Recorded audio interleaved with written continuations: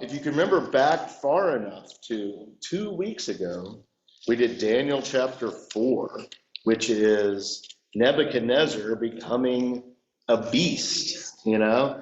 And the way that I view this, which I think is the correct way to view it, is that he loses his humanity, and the beastliness is just a outgoing of what's going on internally.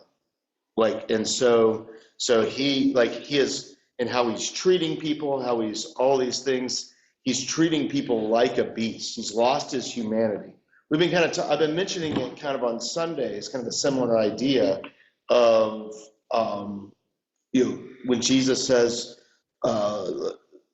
the greatest commandment, and it sounds like he says two things, love God and love your neighbor as yourself. That's actually one idea, probably to Jesus. Like and that they're so intricately linked that you can't take it away. And I think with my upbringing and all that stuff, I think that we've attempted in the church to try to separate those two, and that we try to make the church now where it's like, oh, it's all about your relationship between you and God, and your neighbor, yeah, you should treat them kindly, but really it's you and God type of thing. And that's it's more holistic than that. It's more holistic than that. That's why Jesus dying on the cross is such a big deal, like that. That's the whole thing. That we did that forgiving challenge. The whole point of the forgiving challenge was to realize that you are forgiven, and people that realize they're forgiven generally become forgiveness factories for other people. And so that's so that's kind of what's going on there. So we see that, and we kind of get to the end of Nebuchadnezzar's story there. He kind of looks up to the hills, and you have, here's Elaine. Hey, Elaine. So it's Nebuchadnezzar looks up at the skies, and he's kind of reconciled with God a little bit in classic Old Testament form. Like this classic Old Testament form is that as soon as the character in the story kind of gets it, they fall off the map, right? They fall off the map. I don't know why Elaine's not coming up. I don't know. We'll see. Video up better. I don't know. Oh yeah, her videos. Okay, all right. She can probably hear. Okay. You see that with Abraham, Isaac, Jacob, pretty much too. As soon as, because Abraham, he has that on top of the mountain with Isaac, and his story basically ends there. You can still find remnants, but it's like yesterday's trash all of a sudden, right? And all of these, throughout the Old Testament, it keeps doing that, and really it's the characters play a huge part in it, but they're not the point. They're being used to make the point. So so that's kind of what's going on here. So we're in chapter 5. Belshazzar, and no, it's Belshazzar. Belshazzar. Yeah. Belshazzar. The grandson or something. Do what? Grandson. Yeah. And so we have him, and we get a new. It's not really a dream this time. Well, no, it is a dream. And there's writing on the wall, right? I'm trying to remember. But it's not a dream. It's not a dream. It happens at a party. You're drinking. Yeah. So let's read this together. Chapter 5. There's Elaine. Hello, Elaine. Hi. Hey, good to see you. Thanks for joining us. Good to see all of you too. Thank you. Yeah. We were wondering, we've been making jokes. We were wondering if you had too much church yesterday. No. The good deal, good deal. All right, well, we're going to start with Daniel chapter 5. Daniel chapter 5. Oh, I got to actually share my screen. I'm out of practice. That's what happens. It is what happens. It is what happens. Let's see here. So share. You guys let me know if this isn't working right. Belshazzar the king made a great feast for 1,000 of his lords, and drank wine in the presence of the 1,000. While he tasted the wine, Belshazzar gave the command to bring the gold and silver vessels, which his father Nebuchadnezzar had taken from the temple which had been in Jerusalem, that the king and his lords, his wives, and his concubines might drink from them. Then they brought the gold vessels that had been taken from the temple of the house of God, which had been in Jerusalem. And the king and his lords, his wives, and his concubines drank from them. They drank wine, and praised the gods of gold and silver, bronze and iron, wood and stone. In the same hour, the fingers of a man's hand appeared, and wrote opposite the lampstand on the plaster of the wall of the king's palace. And the king saw the part of the hand that wrote. Then the king's countenance changed, and his thoughts troubled him, so that the joints of his hips were loosened, and his knees knocked against each other. The king cried aloud to bring in the astrologers, the Chaldeans, and the soothsayers. The king spoke, saying to the wise men of Babylon, "Whoever reads this writing and tells me its interpretation shall be clothed with purple and have a chain of gold around his neck, and he shall be the third ruler in the kingdom." Now all the king's wise men came, but they could not read the writing, or make known to the king its interpretation. Then King Belshazzar was greatly troubled, his countenance was changed, and his lords were astonished. The queen, because of the words of the king and his lords, came to the banquet hall. The queen spoke. O king, live forever. Do not let your thoughts trouble you, nor let your countenance change. There is a man in your kingdom in whom is the spirit of the holy God. And in the days of your father, light and understanding and wisdom, like the wisdom of the gods, were found in him. And King Nebuchadnezzar, your father the king, made him chief of the magicians, astrologers, Chaldeans, and soothsayers, inasmuch as an excellent spirit, knowledge, understanding, interpreting dreams, solving riddles, and explaining enigmas were found in this Daniel, whom the king named Belteshazzar. Now let Daniel be called, and he will give the interpretation. Then Daniel was brought in before the king. Are you that Daniel, who is one of the captives from Judah, whom my father the king brought from Judah? I have heard of you, that the Spirit of God is in you, and that light and understanding and excellent wisdom are found in you.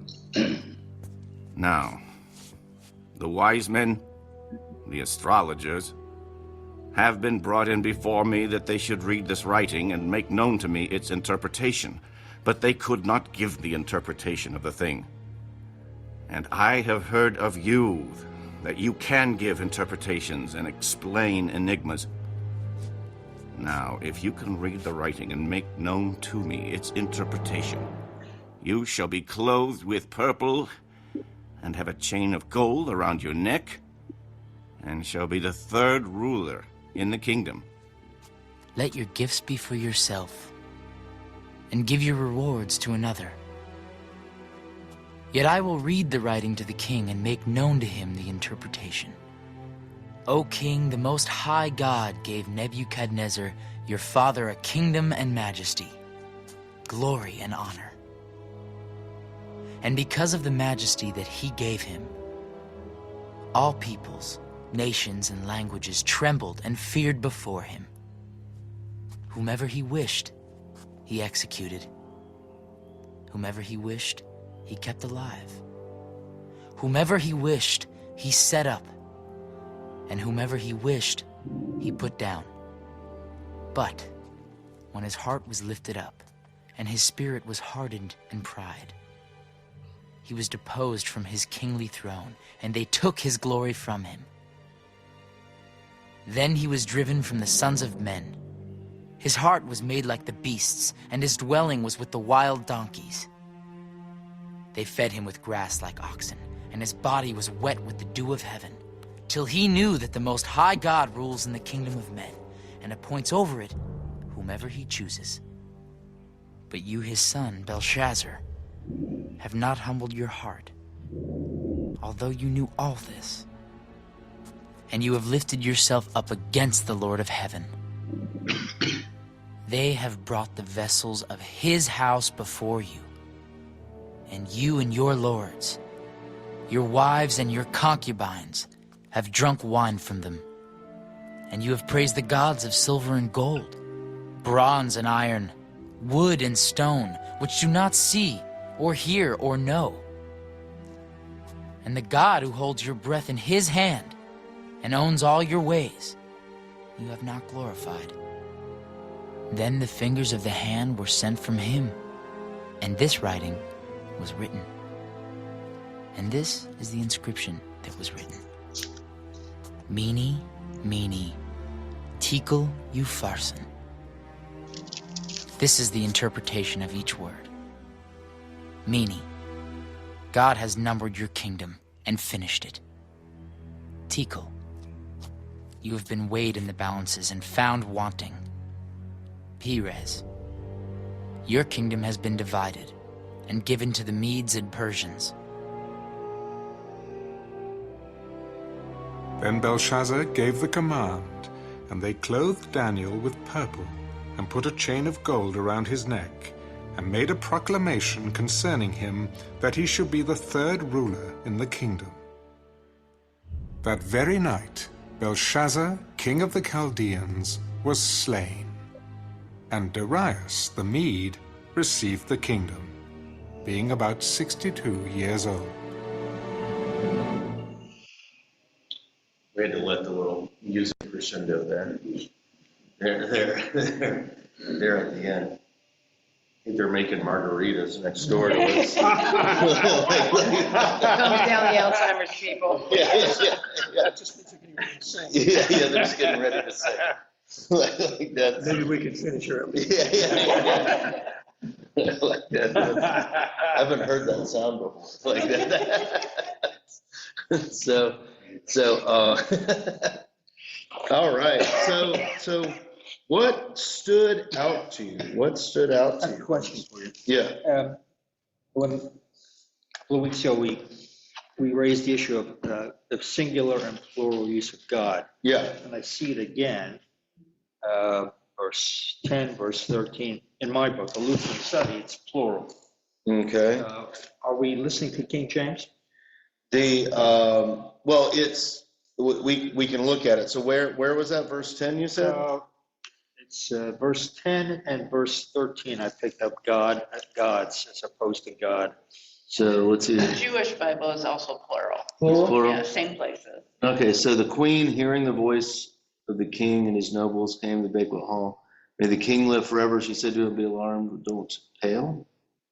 11. 11. She's talking about Daniel. All right, so there's a man, spirit, the holy gods in him. Yeah. So you have, so again, that's like the holy gods, like she's not talking about God. They're not using it as a title. Like there. Like it's kind of a general, like over there.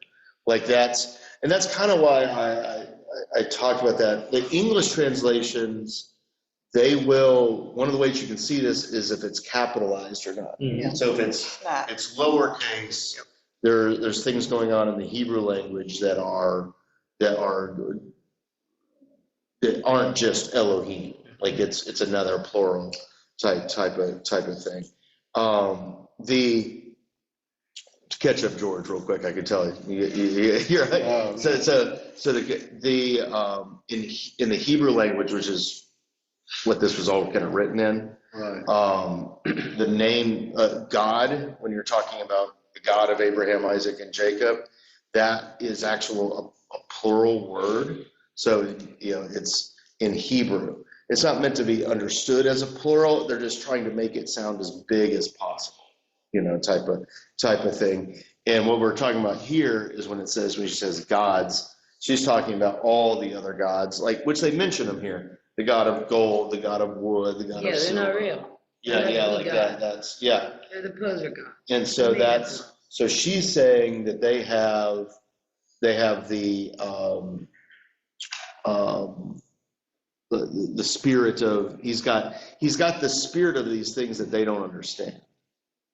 It's like the spirit of the gods in them, so like so we're kind of looking at from her perspective there. What else? Did that answer your question? Yeah. What else did you notice in this?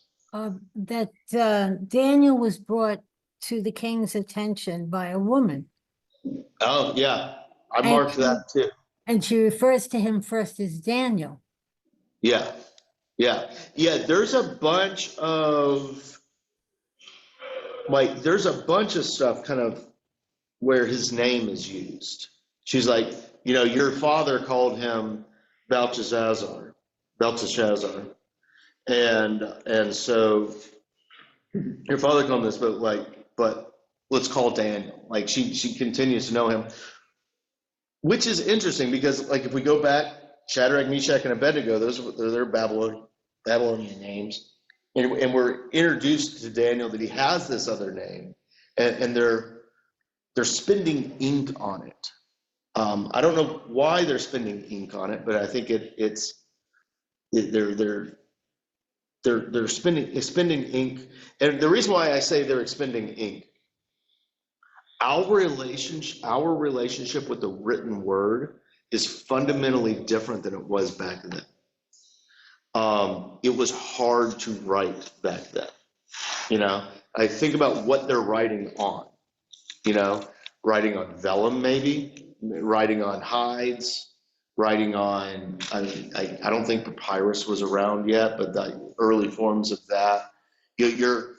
The more you write, the more difficult it is. All right. And so this is how it is even in the New Testament.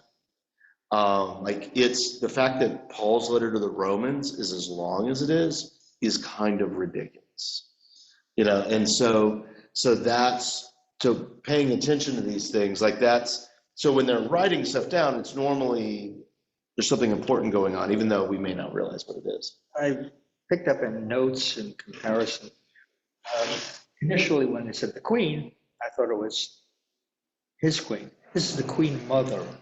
Okay. Yeah, that's the note I Which was had. able to bring back the history of what happened to your father.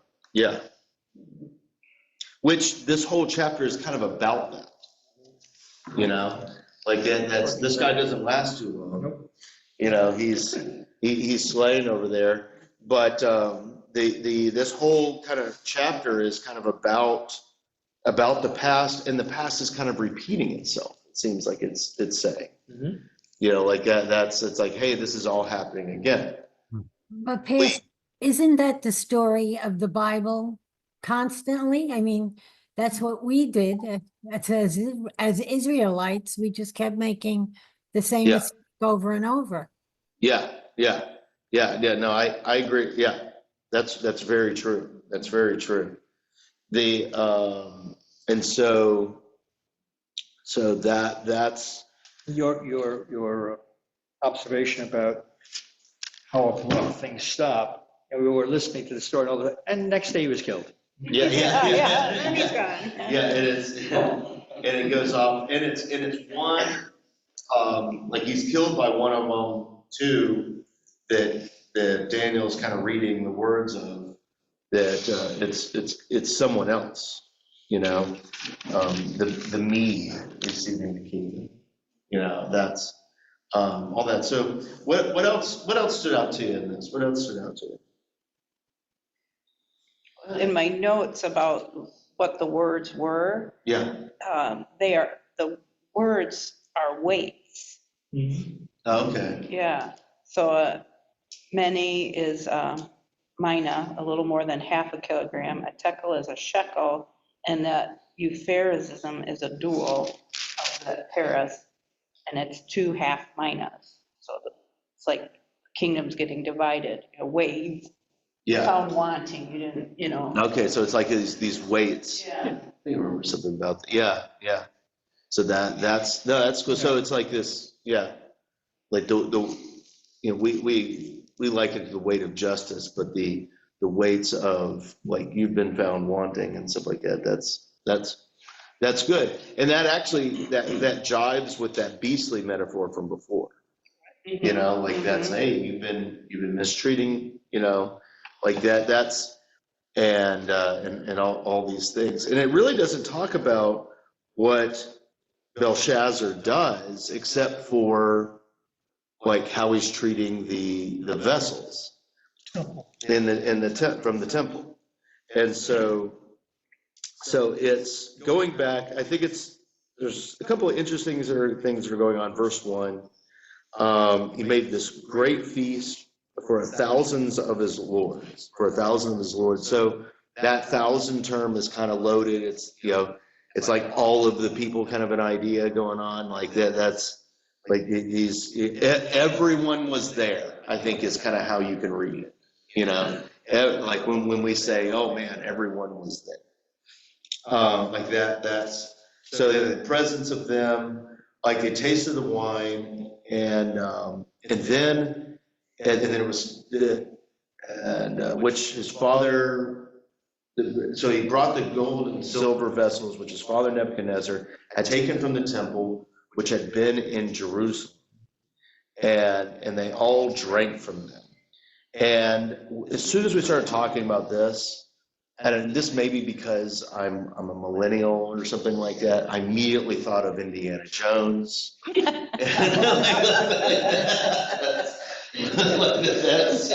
like just went right by. Yeah. That one up at all. Yeah, like that's. Have you ever seen Indiana Jones? That's all. Yeah, that means no. Oh, Daniel, the outer one. Pages further, here's the book of Indiana.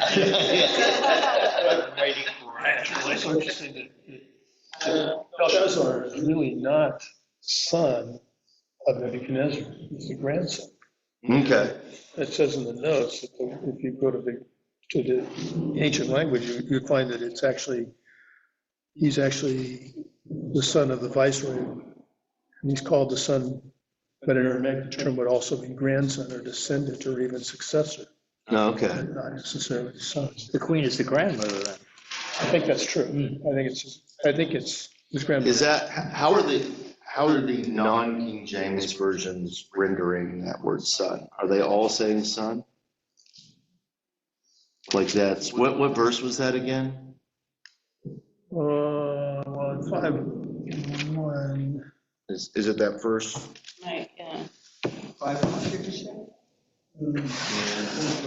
It says, bring the gold and silver that Nebuchadnezzar, his father, had taken from the temple in Jerusalem, so that the king and the nobles and their wives could drink from them. But I think what they're trying to tell you here, this is an English version. Yeah. NIV.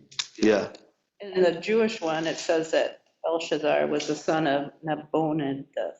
Oh, they And so probably the grandson of Nebuchadnezzar, and he was never king, only reigned as a viceroy during his father's absence. Okay. Co-regent.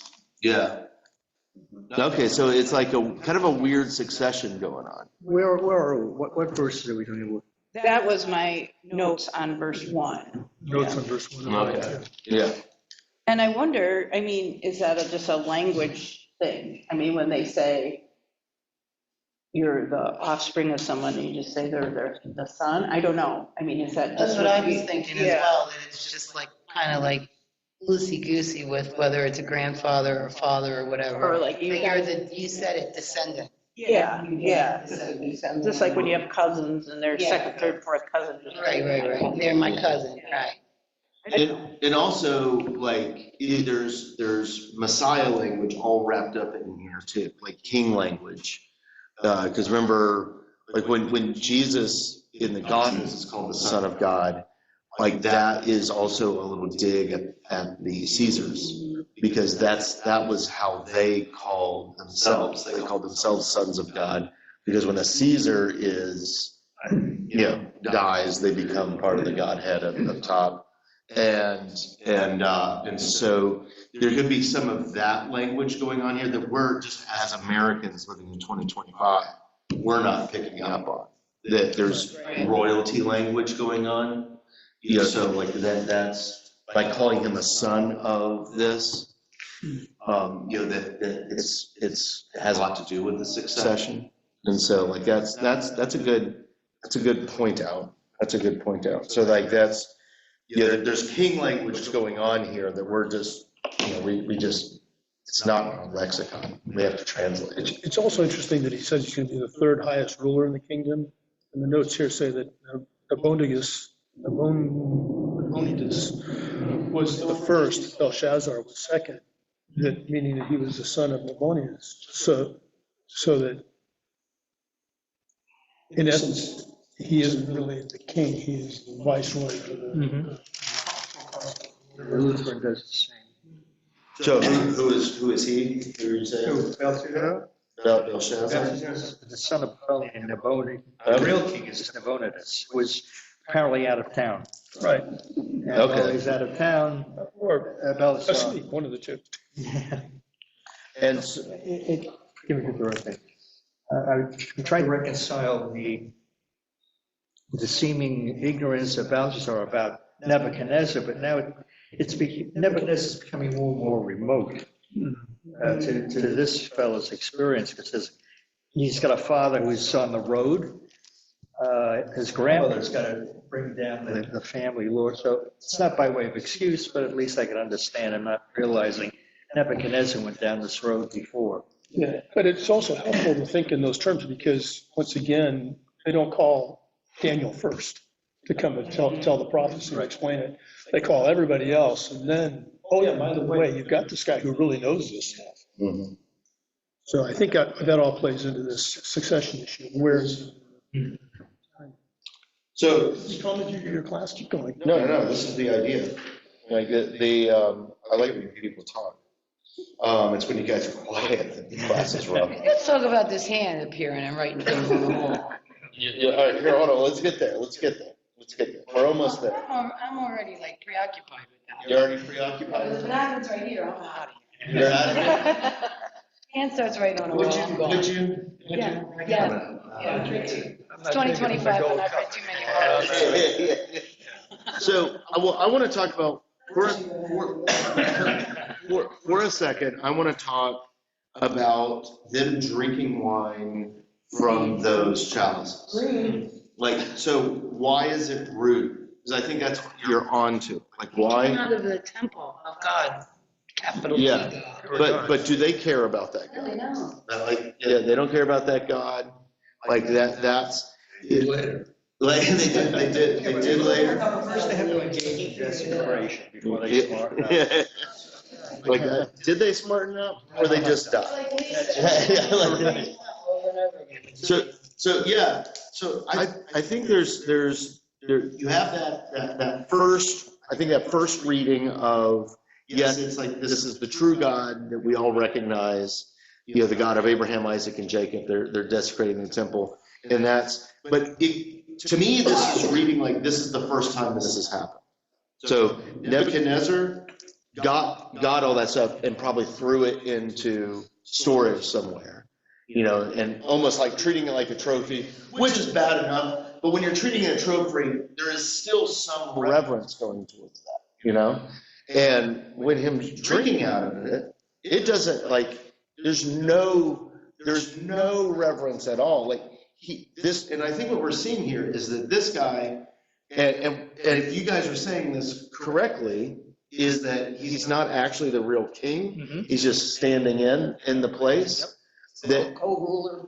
the co-ruler and all that stuff. So he is just waiting here, right? He's just sitting around. So he's meant to steward the kingdom, right? And he's pilfering the storehouses, right? And it doesn't matter if it's this God of Abraham, Isaac, and Jacob, or someone else. He's like, I'm just going to run ripshod on it. How is he treating everyone else in the kingdom? Yeah. Like I think there's a lot going on there. We have a theme. Interrupting Tracy. Oh, forgive me, I'm sorry. I'm just going to say, there's an interesting note in the Jewish Study Bible. Sorry. It was an opportunity. I'm sorry. It says, according to rabbinic tradition, Belshazzar was celebrating because he thought that the prediction of the demise of the Babylonian kingdom after 70 years had been proven wrong. He had miscalculated, however, by 1 year. Is that what the Jewish Study Bible says? Yeah, but it gives a reference to Jeremiah. But you wonder, so who made the prediction? Was it, what, did it come from like Daniel? Was that from the, so that now, see, they were wrong. We're going to take all this stuff and have a party. Yeah. There's no power. There's no power in it. That's interesting. That's cool. That's cool. Like that's. So, but you see, like, there's just overall just complete lack of respect, lack of fear. And then you wanted to say something. It reminded me of a previous story indicating the unreliability of offspring, where we have sons skimming off the top at the temple door. The father is otherwise righteous as good. He puts them in charge, and they see an opportunity. And apparently this fellow's doing the same. Dad's out of town. Let's have a big party. It hasn't changed. Yeah. That's the Prince of Wales, having a party, drinking the king's wine. Yeah. And so, all right, then we get to the hand, right? Okay. Like we get to the hand, and so what stands out? What stands out to you there? It's a hand. Yeah. It's a hand. Everybody stayed in the room. Yeah. What else? Yeah. What stands out? Big hand. Well, is it big? Is it the same hour fingers of a man's hand appeared? Like it's like fingers. I think it could just be a regular sized hand and it would get everybody. Does that gloves on? Like that? Like that? That's looks like Mickey Mouse. Like three big digits.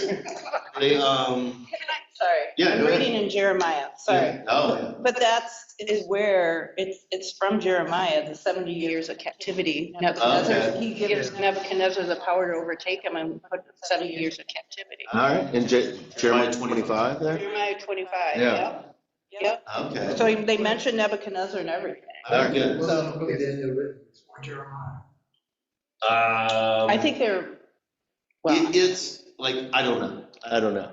But it's gonna, like, there's going to be shared history stuff, with all of those things. Like that's. We're not getting at Daniel 70. Does that get at the Daniel? Daniel's prophecy, Well, and it could have been, even if it was written afterwards, it could have been a history that he's going back into type of thing, Like that's where that's referenced there. And so. Thank you. From now on, I'm always going to see Mickey Mouse hand.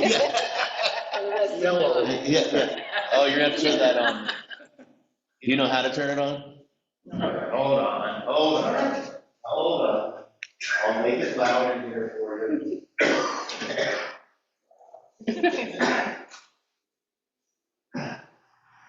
So to your question, it says that Daniel was written somewhere about 530 BC. The book of Daniel was completed, but Jeremiah was written in 626 BC. and ending sometime after 586 BC. So Jeremiah would have been before Daniel, according to this. I mean, what do I know? Mine is 626 to 580 for Jeremiah. It's 604 to 535 for Daniel. Yeah. Like you think about this book of Daniel and like the history that it's going over and writing all these histories and things like that. This stuff would have been kind of around, and then what we have now are the people that are putting it together, type of thing. So that's like that. So that's how I would explain it. Like that's. And when you allow yourself to kind of look at a broad thing, again, remember, words are precious on the page, and their culture was oral. Yeah, let's talk about that. We've been doing a lot of like Bible history, like just oral cultures do knowledge differently than we do. We tend to put knowledge on a page somewhere and put it away. That's kind of how we deal with. Forget where we put it. Yeah, and that's kind of how we deal with knowledge. Oral cultures, that's not how they dealt with it. Like, it was all about the story. And if something big happened in a town that functions on an oral culture, everyone would kind of gather together, and they would basically establish the story. And then that story would get passed down. Like and so they would come together, and it was just organic for them to do this, right? Where we get our knowledge from is like, oh, well, this person, has this education and writes this way, is vetted by these people, like they are trustworthy, type of thing. It's changing right now. That's changing right now. But that's kind of how it got set up since French Revolution. Type of thing. We viewed knowledge in that way, and it was different back then. So there would have been all this oral traditions that people that wrote these things down would have been collecting and then interpreting. Like, hey, you guys have all heard this story. Here's kind of what it means. Type of thing. And that's all of that stuff. I don't know. Does that make any sense? No. Yeah, no, Cool. it does.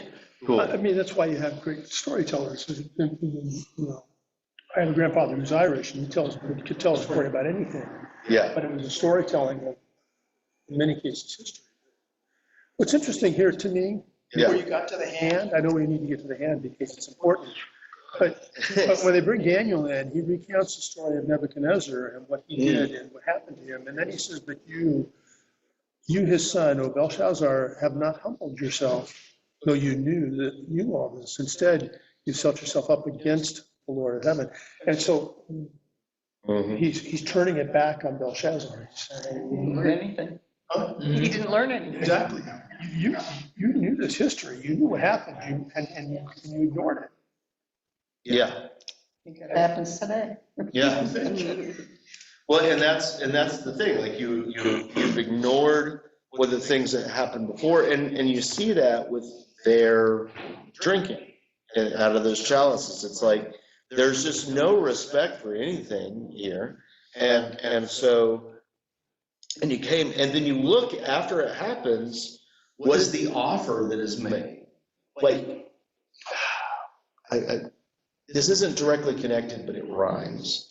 It sounds really similar to like the feckless request of Herod with the killing of John the Baptist. I have this unlimited power. I need this solved. I'll give you a third of the kingdom. Basically, he didn't say that, but he's like, you'll be third in charge. But like it's feckless.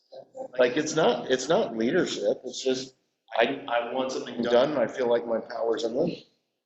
And so Why wouldn't he know Daniel when Daniel was put in charge from Nebuchadnezzar? Well, it's yeah. Then you get to that one, and it's like he never heard of him. And it's probably just got over the years got knocked down. I wonder how old Daniel is at this point. Yeah. Because it's been 70 years. Yeah, Yeah. He's old. Yeah. is seven also is an interesting number. Yeah, it might not. Yeah. Seven in the Bible. It's an interesting number. Like it could be 70 years, but it could also be like, hey, look at this holy thing. But Daniel under those terms could be something like 90, Yeah, yeah. based on when he was taken into captivity. He's something like 90 at this point. I would assume that even if we don't take 70 literally, which we could, like, I think the assumption is that Daniel is very old. I know, and then they throw him in the lions. Yeah, yeah, yeah. So like so that is like, we do need to make that assumption that Daniel is very old. Like that's. If 7 or 70 is the completed number, it's interesting that Darius is only 62. Yeah,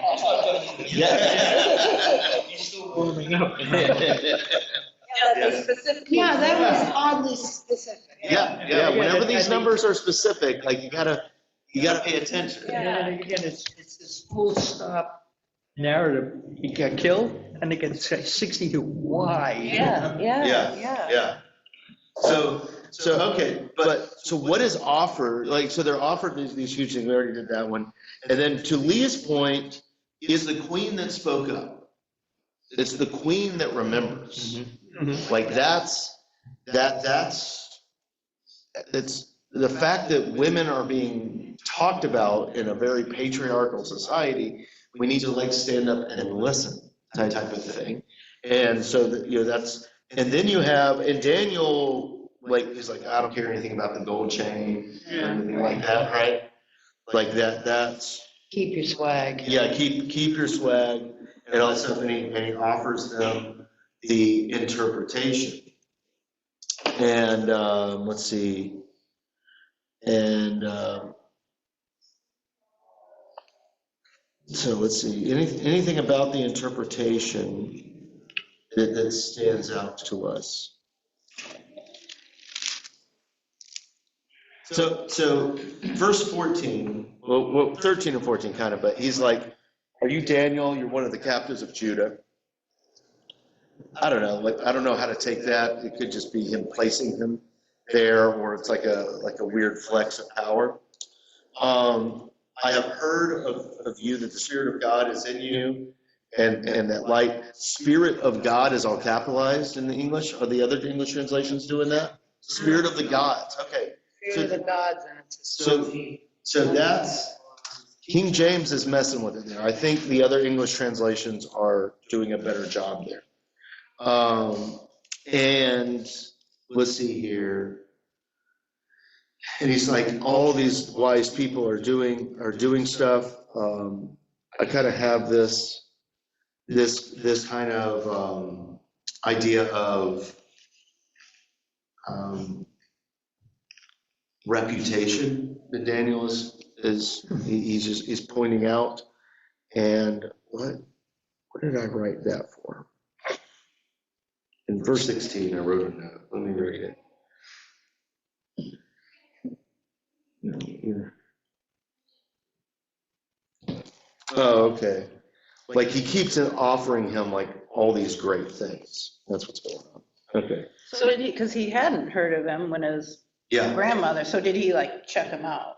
Like, I think he did, or he just took his grandmother's. So I've heard this about you. You know, like that's. It's the tone that makes a difference in how you read it. Yeah. Like this guy doesn't seem like he's checking things out. Yeah. Like that's, because it kind of seems like he's, with him wanting to give away so much wealth to find out what this hand has done, like he kind of has like a feckless air to him. I haven't used feckless king in a while. Like that's when you start using that again. Like that was around during the Mark sermon series a couple years ago a lot. Feckless king. Wasn't that the same thing that Nebuchadnezzar offered him? Was that, did he offer him all the same stuff? He made him a governor. It's the same stuff. Yeah. Made him a governor. The robe and the chain. Right. Yeah. The objects of office as well. So Daniel says to those, let your gifts be for yourself and give rewards to another, yet I will read the writings of the king. Why do you think Daniel's doing that? Right, why is he? It's important that he's not doing it for his own gain. Pretty much vintage Daniel. Yeah. Yeah. I like your answer to that. Yeah. Vintage Daniel. So like, yeah, so he's kind of pushing off all these things. And let's see, what else in this section like stands out? He gives that history of Nebuchadnezzar there. And like, and so before he talks about him, like in the beast, and this is why I think the beast part is so important. Daniel's saying Nebuchadnezzar viewed himself as a god. He got to do whatever he wished. The Lutheran understanding of the Ten Commandments is that we are wanting to take the place of God. Like the fifth commandment, do not kill. We're saying, God, you messed up when you created the world, like, and I need to fix it. Like, this person shouldn't be here, you know?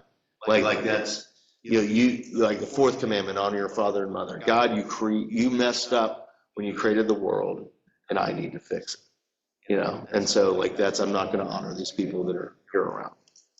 Like that's all these things. And so that's a big, like, recurring theme all throughout the scriptures here is, and so he did whatever he wished. It also reoccurs to the fall. The fall, this is also a big part of it, like that Adam and Eve saw that the fruit was good for food, and that it could make them like God. You know, that they want to be like God. They want to be God, right? Daniel is consistently the bearer of bad news. When he's talking to Nebuchadnezzar, the end of his tale is, your feet are made of clay. Mm-hmm. Everything will crumble. And here, it doesn't get much more harsh than this. When he's telling, you've done nothing right. I don't want any part of this. I don't want any part of you. And after that diatribe, Belshazzar dresses him, notwithstanding, in the purple outfit and the gold chain. And the next day he's killed. Yeah. That first word tells him that his days are numbered. Yeah. So Given the bad news. So you're seeing, like, he's saying, like, you are acting like you're like Nebuchadnezzar. And Nebuchadnezzar came this beast of the field, like all this stuff. But as we can see from what most likely is the reading underneath this, is that he's not actually the king there. He's just standing in place of it. Is that he has no business acting like this at all. And yet it's all this puffery of doing this, of searching for this. Like I am sitting in this. We've all seen those people that they get in charge of something and they have no business being in charge of something. Like I think we're supposed to see that in this. It's very almost comedic. And so he does this, and but you, his son, Belshazzar, have not humbled your heart. Although, because he talks about how Nebuchadnezzar eventually saw that, and the story ends. But you haven't humbled your heart, although you knew all of this. You lifted yourself up against the Lord of heaven, and all this. So the one question I had is it's 23. These verses are so long. Verse 24. Yeah. Starts with therefore he sent us here. The vessels. So you have praised. Here's my question, because I just don't want to look it up right now. You guys probably know. He says, you have praised the gods of silver and the god of bronze and the god of iron, wood and stone, which do not see or hear or know. And the God who holds your breath, which is beautiful language there, is your own hands, owns your wells, you have not glorified. That God of bronze, iron, wood, and stone, is that what the big statue was made out of? Yes. No, was that the gold statue? 90-foot gold thing? Yeah, the 90-foot, well, it had 4 different like tiers. Gold, silver, bronze, wood, and then clay. I don't remember there being wooden. Iron and clay. So like the wood there kind of stands out, but when I read that, I underlined it and I was like, that seems familiar. Like that's, it's all, and we look at those as all those kingdoms, but you can kind of see maybe this bigger idea going on that all that stuff, doesn't matter here. It looks big, but it's not. And then the God who holds your breath. Now, the view that I like of God's name is that God's name, which we think is Yahweh, we don't know because the Jews never wrote it down because they always wanted to hold it sacred. Is that it's meant to mimic breath. The way you say it sounds like a breath. And so it's interesting that Daniel here goes and he goes to that, like you have all these elements of the world over here, but the one who holds your breath. And you think about the way that God brings about life, in that breeze in Adam's nostrils, breeze, and there's all these things about breath, Jesus breathing on them, these whole things. And you've not glorified that one that makes your chest move up and down. And so then we get the meme tekel or Erbsen or whatever it is. And those were weights and measures. Is that what we decided? Lutheran says those terms are both used as verbs and as nouns. Okay. Yeah, they say it's a double meaning on all of those. Yeah. Yeah. Right. Yeah, it says they also sound like verbs. Mene sounds like to number, tekel to weigh, and upharsin to divide. Okay. As long, in addition to them being shekel and, Yeah. And so there's all these other things too. And in Hebrew, you can do that. Like another little Hebrew lesson, every word in Hebrew can be declined down to a verb. So like our verbs are pretty distinct in the English language. In Hebrew, it's not so much the case. Every root word can go down to a verb, and those root verbs, all the nouns can go down to verbs. And all those root words, for the most part, are 3 characters in Hebrew. Hebrew is an inherently balanced language. So I think that plays into like this, like with the weights and like all that stuff. Like Hebrew is a balanced language.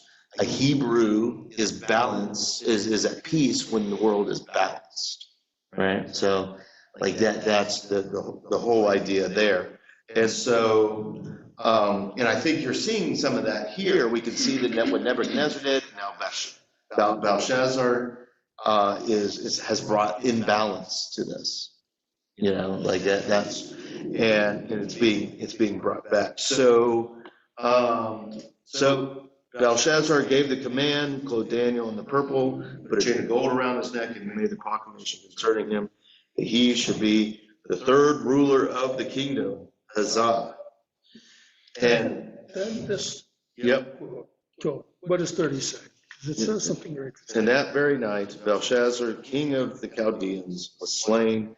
And so here it says he's the king, and he was slain, and then the kingdom was given to the Mede. Yeah, the Medes. Yeah. So what happened to his father? What happened to?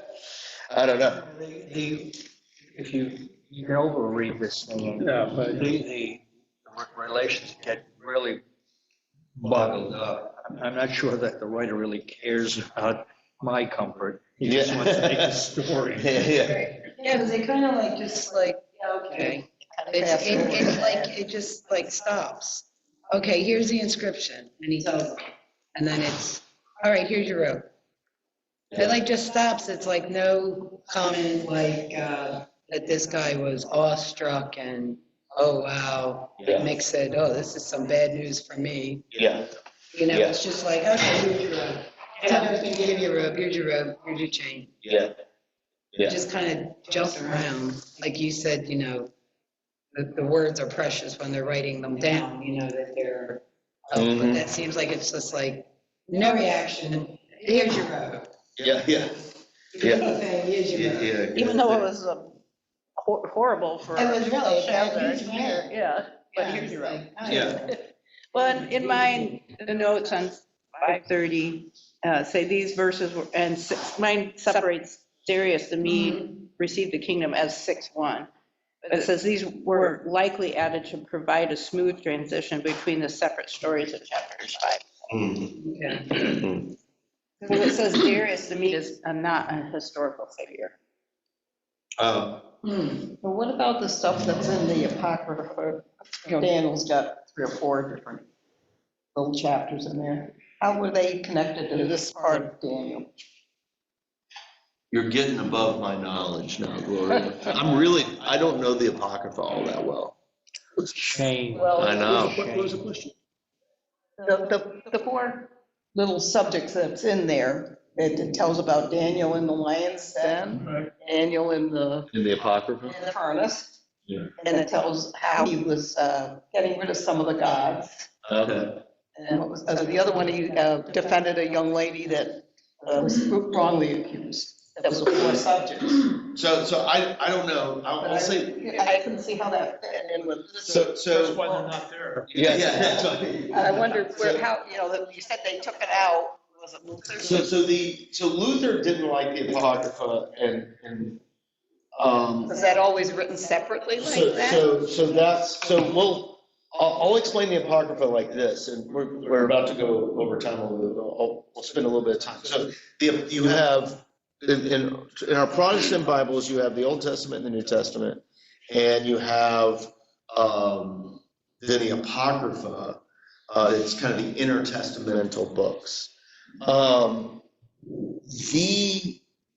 going to say some heresy for a second, okay? Like that's. As long as you define it. Get ready for a hand on the wall. When we look at the Bible, we often view it like where we'll say things like the book of James or the letter of James has just as much weight as the Gospels. That's not true. That's not true. The Gospels have way more weight. The Hebrews weighted the Old Testament. The Pentateuch was the Pentateuch. They were way more important than those. There is a gradient to these books in the Bible about the things. The Apocrypha is very low, like very, very low. And you can kind of tell why. It's that intertestamental time. Think about the story of, I talked about it, we're going to talk about it this week. And like that's the Maccabees. The Maccabees, that story and how it's presented in the Apocrypha is that God has blessed this warrior and kicked out his enemies, right? Like that is, and it's kind of like, and if you read that right up next to like one of the Gospels, you're like, it's like going from hot water to cold water, you know, like that's, and a lot of the Apocrypha is really written from that standpoint of like strong Israelness, that we are defeating and fighting and all that stuff. And look at how strong we are against all these other nations. And that's, I think, one of the reasons why Luther didn't put it in there. I think it's helpful to read, but we have to read it on a gradient. Like where I am right now, I'm not a big fan of Joshua. I think Joshua's pretty good for like the first 2 chapters. You get past Jericho, and it's like, this is getting into a whole thing. You are harsh. Yeah. You get past Jericho, and it's just, you know. But I think Judges kind of redeems him, like that's. But Joshua, I think, is actually doing a lot of the same work that Judges is doing, but Judges it's more obvious. So but I think the Apocrypha has that same kind of energy to it. And so I don't know what you're talking about, but it's, but, I'm just what I mean by that is those could be part of the oral tradition of Daniel that the author of Daniel didn't want to include because they didn't fit the narrative Right. that's going in here. And so why I think Daniel here is probably a more important book than, does that make sense? No. Like that as well. Yeah, there's a hand on the wall. I'm glad you two worked that out. I don't know that this really has much bearing on Yeah. it, but my father was confirmed in the oldest evangelical Lutheran church in Jacksonville, Florida. Yeah. And the Bible that Yeah. my grandmother gave him for confirmation, I brought and showed you, was the Apocrypha Well, it had the Apocrypha in in it. it. Yeah. So maybe it's an. I think, no. I think the Apocrypha is good to read. You just need to read it on a gradient of importance. If you want to read the most important stuff, read Genesis and Exodus, read the Gospels, you know? Don't the Catholic Bibles usually? Yeah, Catholic Have Bibles Apocrypha. usually have it in there. It was the Protestants, Luther almost got rid of Revelation. We don't consider Revelation to be one of the important ones. You need to understand that. That's people don't like to say that because we like to worship this bounding, you know, like that. But this stuff, you know, we think is inspired, and it talks to and shows us the true word that became flesh, right? So like I get in trouble for just saying stuff like that, but that's all right. I'm Okay, it's been recorded. yeah, I know. But no, it's there's a gradient to this stuff. It just is. Like Genesis is more important than Malachi. You know, like that's, and we're uncomfortable with that because we tend to want to worship all this stuff the same. We don't worship this. You know, we worship what it's talking about. So, and so that's, and now don't hear what I'm not saying. I think this is inspired, but I do think that same inspiration can still happen to you. It probably has, as you've talked to friends and neighbors and things like that. You know, we just didn't write it down. Like all this stuff. I guarantee I have sermons that are inspired. I guarantee I have plenty that aren't. You know, like that. That's easy there. Agreeing with that way too much. It needs to be all. And so, but that's, you know. Chris, read the handwriting on the wall. Yeah. And remember, this is the stuff of my life too. Like that's, like when I say that, some people I think I don't love this stuff. No. This stuff is this. I mean, you should see that with how we do sermons. It's very Bible centric. Anyway, but yeah, so that's what we got for today. I guess we should probably end. So when are we meeting again? Next June? An attitude like that. June of 26. Like that, maybe we'll tell you we're meeting. Yeah. First Thursday after Memorial Day. There's nothing else. Yeah, when there's nothing else on the calendar. Like it's.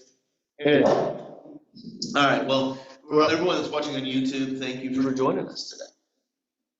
All right.